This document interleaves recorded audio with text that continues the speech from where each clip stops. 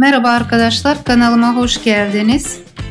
Bugünkü videomda sizlere elimde kalan belirli miktarlardaki iplerle bir erkek bot patik nasıl örülür bunu göstermek istedim. Elimde kalan iplerin, genellikle aynı kalınlıktaki iplerin 3 rengini ben bu ördüm erkek bot patikte kullandım. Şimdi bu modeli başlamadan önce yünlerimin aşağı yukarı miktarlarına baktım. En fazla olan miktarı en çok kullandığım ana renk olarak belirledim. Bakın başlangıçta, burunda ve tabanda onu kullandım. Daha az olan miktardaki renklerimi de ara desenlerde kullandım. Yani her birinden ayrı ayrı bir patik öremeyecektim ama birlikte bir çift erkek bot patik ördüm. Şimdi patiğimize kırmızı yünümüzle başlıyoruz. Bu dikişsiz erkek bot patik. Şuradan başlıyorum. 38 ilmek atarak ben patiğime başladım. Yünüm kalın bir yün ve 4,5 numara misineli şiş kullanıyorum. Şişlerime daha önceden 38 ilmek attım. Şimdi bu 38 ilmekle 2 diş bordo rengimden haroşa örüyorum. Ön yüzdeyim. İlk ilmeğimi örmeden alıyorum. Düz olarak alıyorum. Daha sonra bu kenarın düz gitmesini istiyorum. Düz örecekmiş gibi alıyorum. Buradan ilmek alacağım. İkinci ilmeğimden itibaren ters örmeye başladım. Ön yüzdeki tüm ilmeklerim ve aynı şekilde arka yüzde yine ilk ilmek dışındaki tüm ilmeklerimi ters örerek 2 diş bordo rengimden haroşa örüyorum.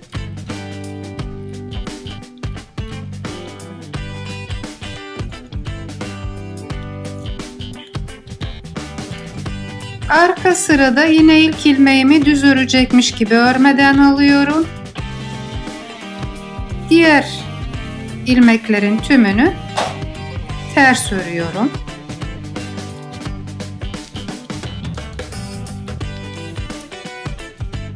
Yine ön yüzdeyim. İlk ilmeğimi düz örecekmiş gibi örmeden aldım. İpimi öne alarak ters devam ettim. Bakın kenar ilmeklerim düz olarak gidiyor.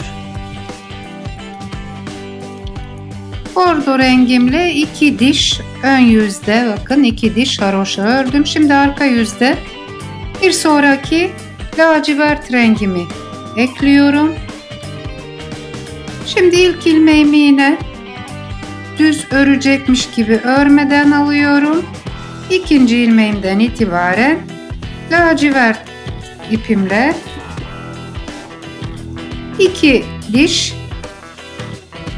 haroşa örüyorum.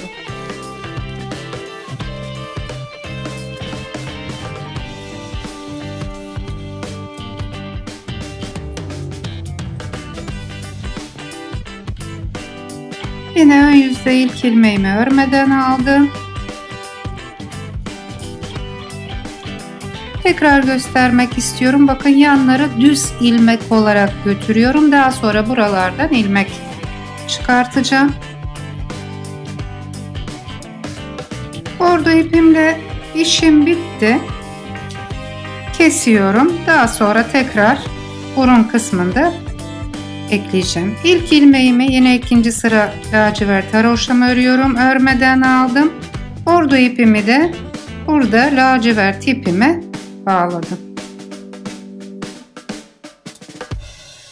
Şimdi bu kestiğim ipleri bakın arka yüzde şu lacivertle bordo ipimi ilmeklerin örme esnasında bakın şöyle arada gizliyorum.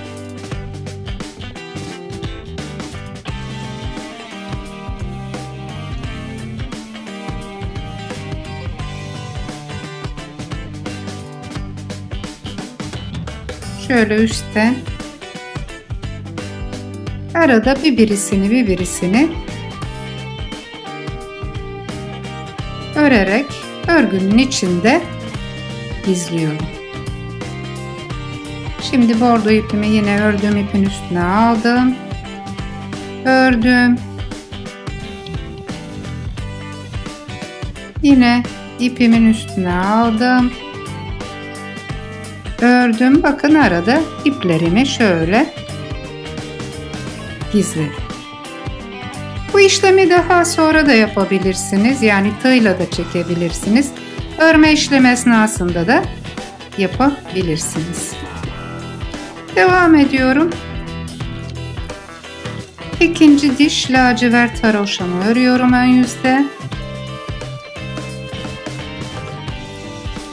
Şimdi sırada yeşilimiz var. Yeşili ekliyoruz. Yine ilk ilmeğimi örmeden aldım. İpimi şöyle yeşil ipimi öne aldım. Lacivert ipimi burada kesmiyorum. Çünkü hemen burunu ördükten sonra bir sonraki rengim yine lacivert. Yeşil ipimle örmeye başladım. Arada şu bağladığım yeşili de bir üste bir alta çekerek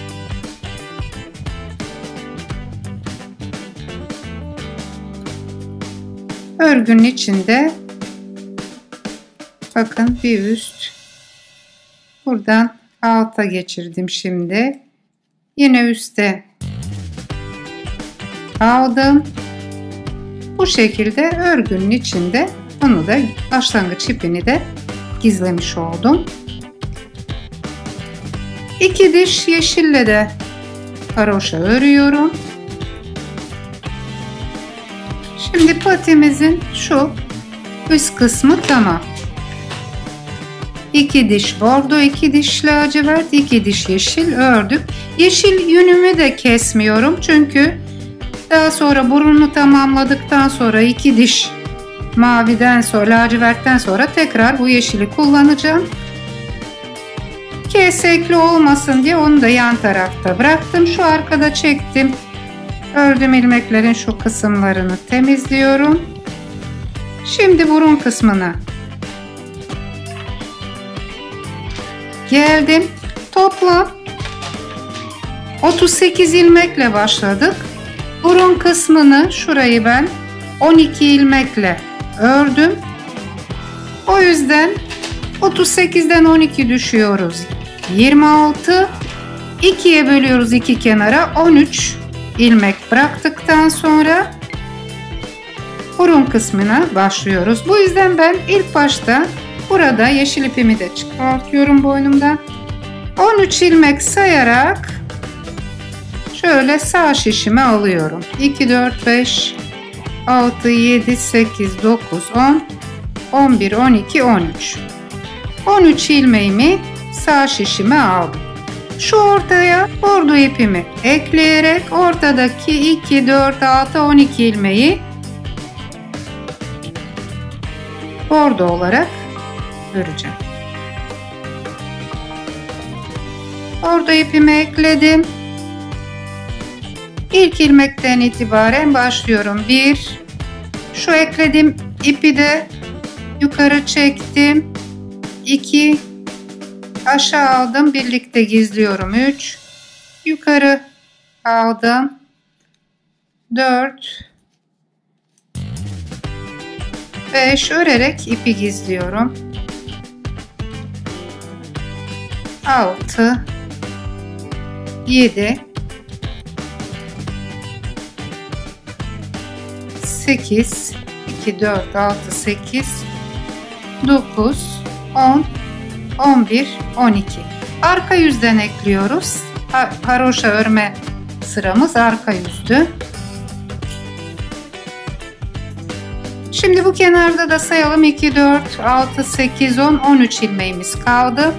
Dönüyorum. Şimdi sadece burun kısmını artık öreceğim. Haroşa olarak ilk ilmeğimi örmeden düz örecekmiş gibi aldım. Kenarlarımın yine bu şekilde düz gitmesini istiyorum. ilmek çıkartacağım.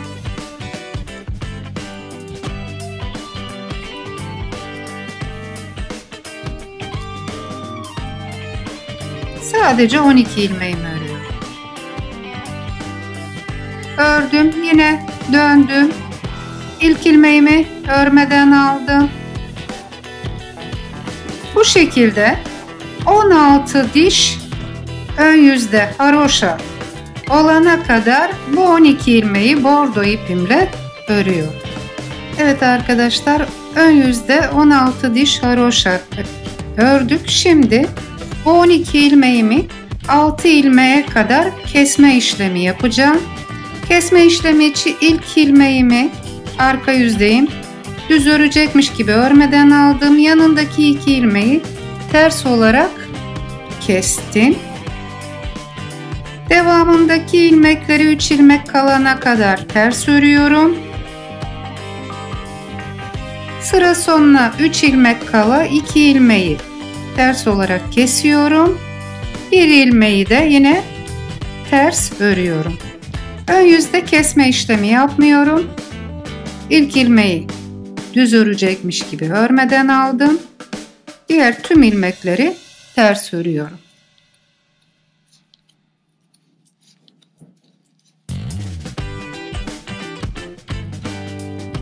Artık 10 ilmeğim var. Yine arka yüzdeyim. Aynı kesme işlemini yapıyorum. İlk ilmeğimi örmeden aldım. 2 ve 3. ilmeği ters olarak kestim. Devamındaki ilmekleri 3 ilmek kalana kadar ters ördüm.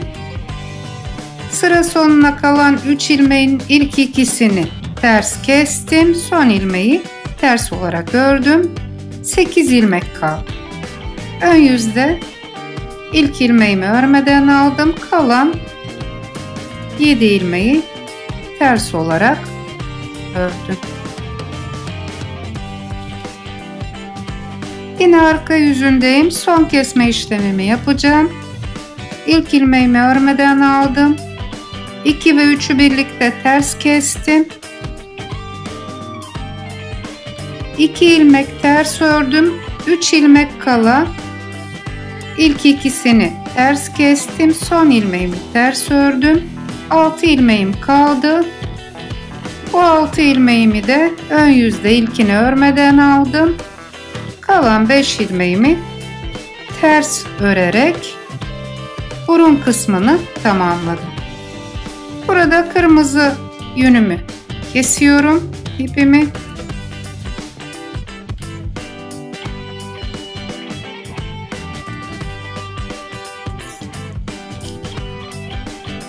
Evet, patimizin burun kısmı tamam. Yani şöyle bakalım. Bu şekilde. Şimdi iplerimin bulunduğu kenardaki ilmeklerimi sağ şişime geçiriyorum, 13 ilmeğimi.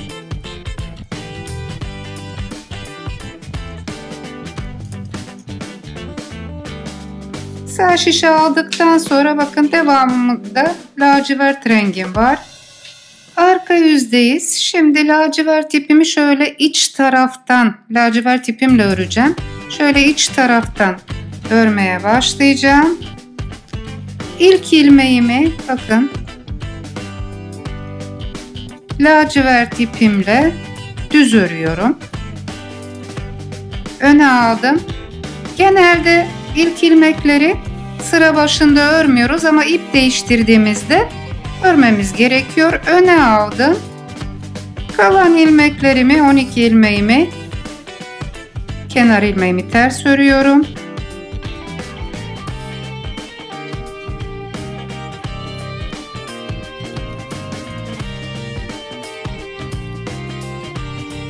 Şimdi buraya geldikten sonra bakın arkadaşlar, buraya geldikten sonra şuradan itibaren ilmek çıkarmaya başlıyorum. Şu kenarlardan her düzün içinden birer ilmek çıkararak devam ediyorum. Bakın ilkinden başlıyorum. Her bir kenar kısmından bir ilmek alıyorum. Ters örecekmiş gibi. Kenarlardan toplamda 19 ilmek alıyoruz. 3 4 5 6 7 8 9 her bir tane de 10 11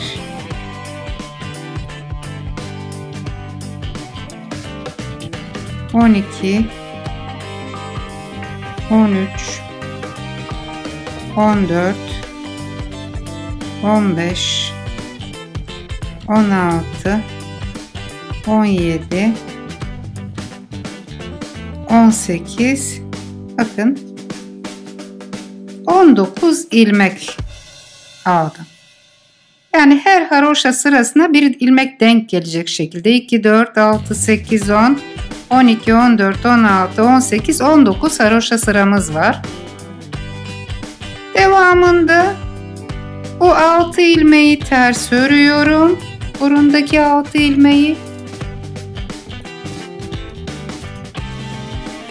Şimdi bunun bu kısmından da yine ilmek alıyorum.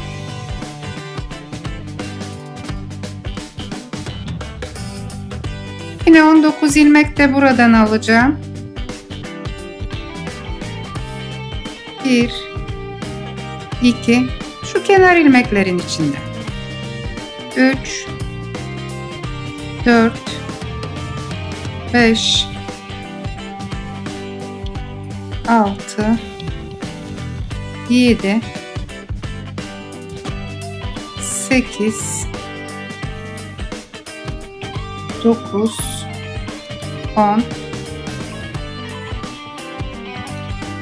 11 12 13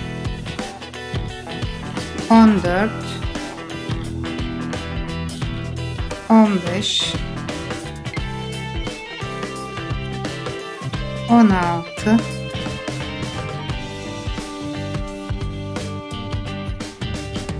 17 18 ve şu bir kenarda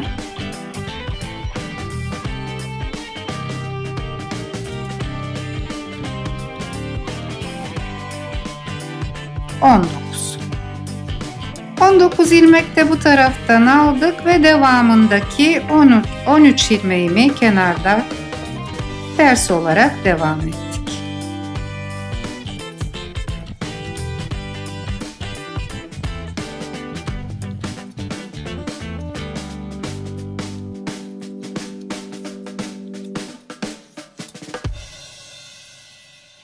Şekil bu.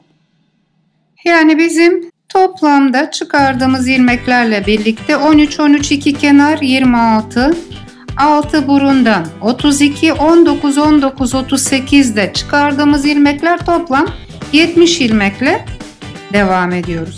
Şimdi burada yine 2 sıra lacivert haroşa örüyoruz tüm ilmekleri.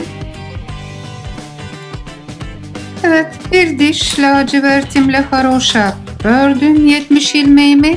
Şimdi bundan sonra bu lacivert haroşa dişlerimi 2 diş yine tüm ilmeklerime yeşil haroşa öreceğim ve 2 diş lacivert haroşa ördükten sonra tekrar şu taban kısmından devam edeceğiz. Burun kısmının alt sıralarını ördük. Sıra taban kısmına geldi. Ördükten sonra alt kısımlarını en son lacivert ipimi ben kestim. Şimdi tekrar kırmızı ipimi ekleyeceğim. Şu taban ve arka kısmını yapmak için. Bu sırada şu yanlardan da ilmek çıkartarak toplu olarak öreceğim. Şimdi kırmızı yünümü ekliyorum. Şu köşeden ekliyorum ve buradan ilmek çıkartarak şu önden dolanıp şu uca kadar geleceğim. İpimi tam köşeye bağladım. Şimdi şuradaki her bir ilmekten, kenar ilmeğinden, şurada bırak gittiğimiz düz ilmeklerden bir tane ilmek çıkartıyorum. 1 2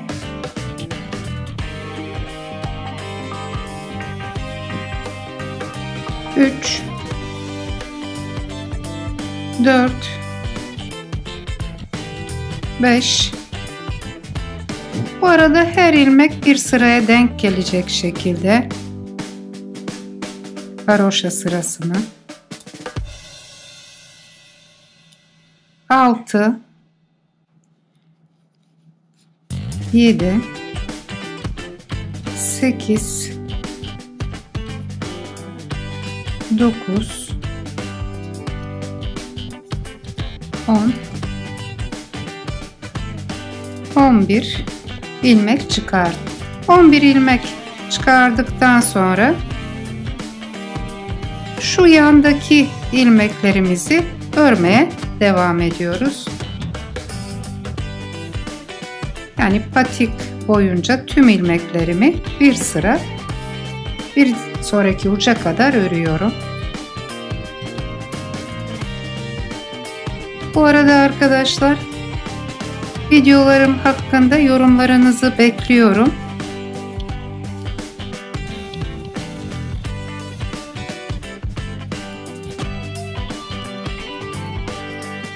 Arka yüzde tüm ilmekleri ters örüyoruz. Sıra sonuna geldiğimizde tekrar artırma işlemi yapacağız.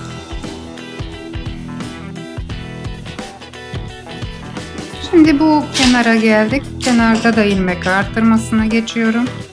Hemen şu alttan ilk ilmeğe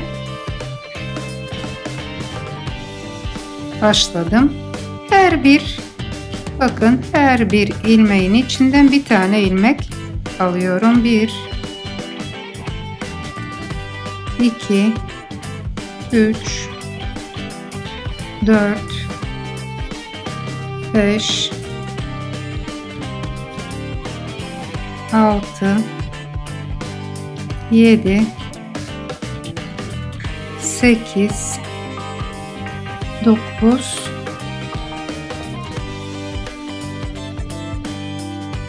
10 ve son ilmeğim içinden de aldım. 11. Bu taraftan da 11 ilmek aldık. 70 ilmekti. 11 22 ilmek daha aldık. Toplam 82 ilmeğimiz oldu. Bu arada bu 11 ilmeklerin yanına hemen birer işaret koyalım. Bu kenar ilmeklerin yanına.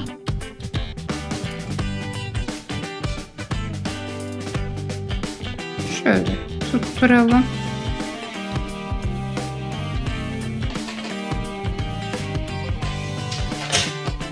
Bu kenara da koyalım.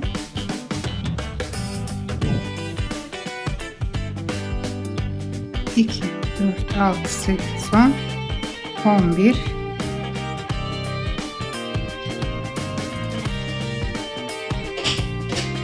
Şimdi ilmeklerimizi çıkardık. İpimizi buraya kesip bağlıyoruz.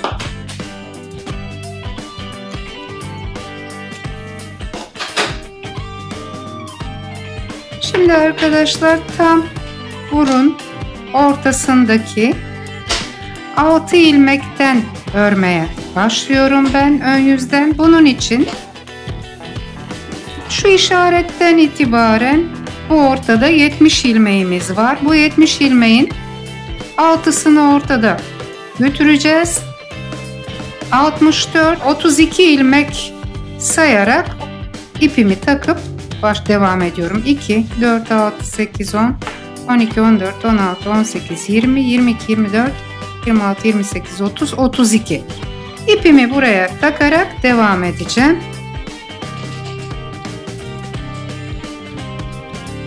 Taban kısmını ve arka kısmını öreceğiz.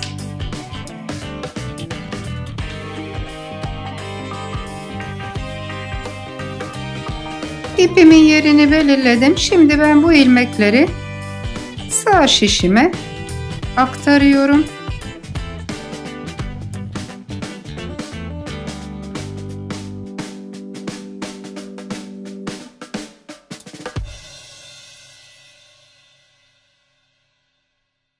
...11 ilmek şu kenarda çıkardım ilmeklerim var.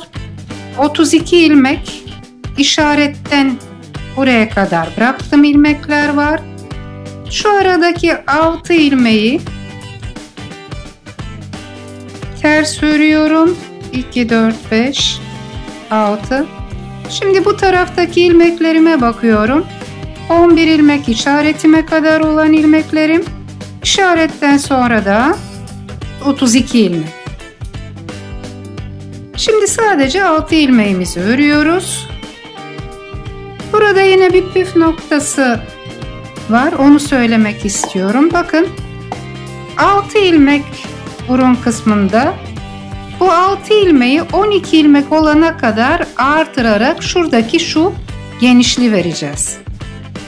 Aynı zamanda da yan ilmeklerle birlikte kesme işlemini yaparak şu alt tabanı, dikişsiz tabanı oluşturacağız. Şimdi bir sıra 6 ilmeğimizi ördük, döndük. İlk ilmeğimi örmeden aldım. Hemen yanına bir ilmek ekledim. Devamındaki ilmekleri bir ilmek kalana kadar ters örüyorum. Bakın şu son 6. ilmeğim. 6. ilmeğimin önüne de bir ilmek ekleyip 6. ilmeğimi şu yandaki ilmekle birlikte kesiyorum. Döndüm. Arada başlama ipimi şöyle arkaya çekiyorum. Döndüm. Ön yüzde yine ilk ilmeğimi örmeden aldım. Diğer ilmeklerimiz bir ilmek kalana kadar ters ördüm. Bir ilmek kaldı. Bakın şu bir ilmekle diğer ilmekler birbirinden zaten bir boşluk var. Ayrılıyor. Son ilmeğimi şişteki ilmekle birlikte kesiyorum. Döndüm. Artık ortada 8 ilmeğimiz var. 2 ilmek artırdık. İlk ilmeğimi örmeden aldım.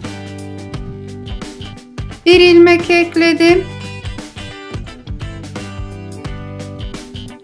Devamındaki ilmekleri ters örüyorum. Bir ilmek kala yine bir ilmek ekleyip son ilmeğimi yandaki ilmekle birlikte kesiyorum. Artık 10 ilmeğim oldu. Döndüm ön yüzünde. İlk ilmeği örmeden aldım. Aradaki ilmekleri ters örüyorum. Son ilmeğimi yandaki ilmekle birlikte ördüm. Arka yüzde son artırma işlemimi yapacağım. İlk ilmeği örmeden aldım. Bir ilmek artırdım. Kalan ilmeklerimi bir ilmek kalana kadar ters örüyorum. Bir ilmek kala bir ilmek artırdım. Son ilmeğimi yandaki ilmeklerle birlikte kestim. Artık ortada 2, 4, 6, 8, 10, 12 ilmeğim var. Artırma işlemim bitti. İlk ilmeği ters örecekmiş gibi örmeden aldım. Devamındaki ilmekleri ters örüyorum.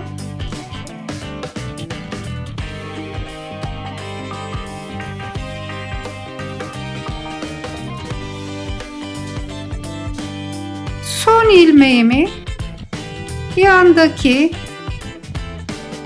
ilmekle birlikte kesiyorum. Bundan sonra artırma yapmıyoruz. Bakın burun oval şeklini aldı.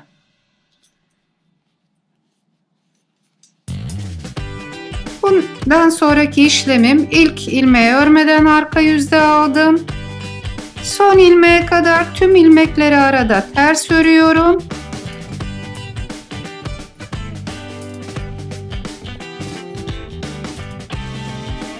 Son ilmeğimi şu yandaki ilmekle birlikte ters olarak kesiyorum.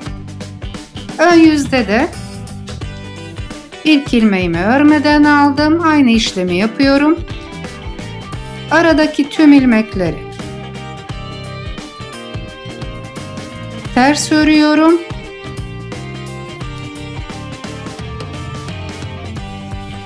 Son ilmeğimi yandaki ilmekle birlikte kesiyorum. Bu şekilde şu işaretli kısma 4 ilmek kala devam ediyor. Evet arkadaşlar, tabanı ördük. Şurada işaretli bölümlerimize 4'er ilmek kala her iki tarafta. Kesme işlemlerine başlıyoruz. Bu ortadaki 12 ilmeği tekrar başlangıçtaki gibi 6 ilmeğe getirerek şuradaki ovalli topuk kısmında da vereceğiz. Bunun için arka yüzdeyim. İlk ilmeğimi örmeden aldım. Yanındaki 2 ilmeği ters örerek kestim. Devamındaki ilmekleri ters örüyorum. 3 ilmek kala bakın yine ilk 2 ilmeği birlikte kesiyorum. Son kenar 12. ilmeğimi yandaki ilmekle birlikte keserek yana bağlıyorum. Ön yüzde kesme yapmıyoruz. İlk ilmeğimi örmeden aldım. Aradaki ilmekleri bir ilmek kalana kadar ters örüyorum.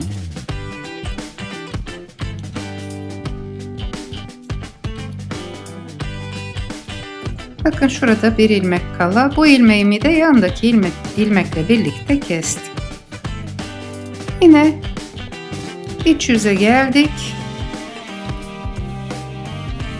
İlk ilmeğimi örmeden aldım. Yanındaki 2 ilmeği kestim. Devamındaki ilmekleri ters örüyorum. 3 ilmek kala 2 ilmeği kesiyorum. Son ilmeğimi de yandaki ilmekle birlikte keserek yana bağlıyorum. Ön yüzde ilk ilmeği örmeden aldım. Kesme yapmıyoruz.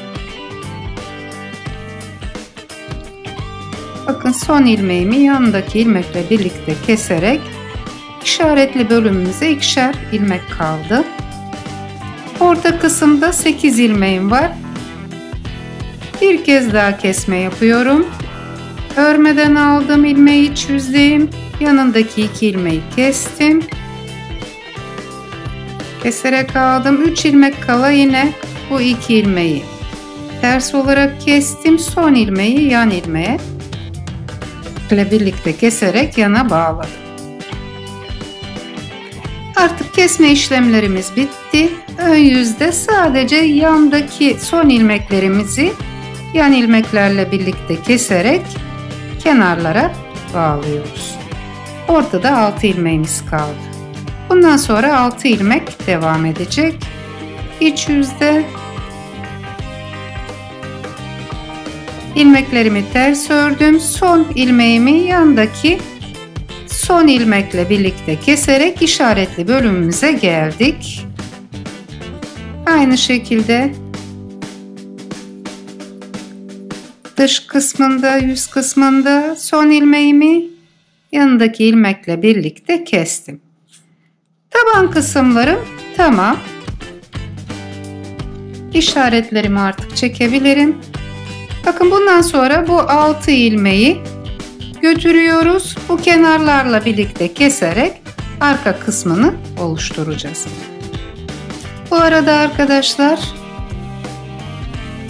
videolarımı paylaşmayı unutmazsanız sevinirim.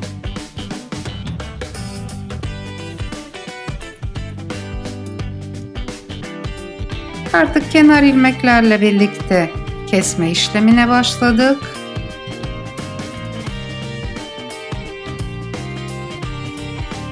Kenardaki son ilmeğe kadar aynı işlemi yapıyoruz. Evet arkadaşlar, son birer ilmeğim kaldı. Bunların da keserek aradaki 6 ilmeğe bağlıyorum.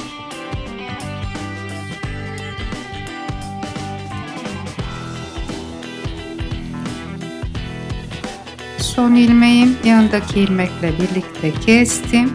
Patiğimin iki kenarını dikişsiz olarak birbirine birleştirdim. Şimdi bu 6 ilmeğimi keserek patiğimi bitiriyorum. 2 ilmeği birlikte ters olarak kestim. İlmeğimi sol şişime geçirdim. Yanındakiyle birlikte ters olarak kestim. Şişime geçirdim. Yanındakiyle ters olarak kestim. Aynı şekilde son ilmeğimi de kestim. İpimi kestim. Şöyle ilmeğin içinden geçirerek patimi tamamladım. Şimdi bu fazlalıklarımı hemen tığımla çekiyorum.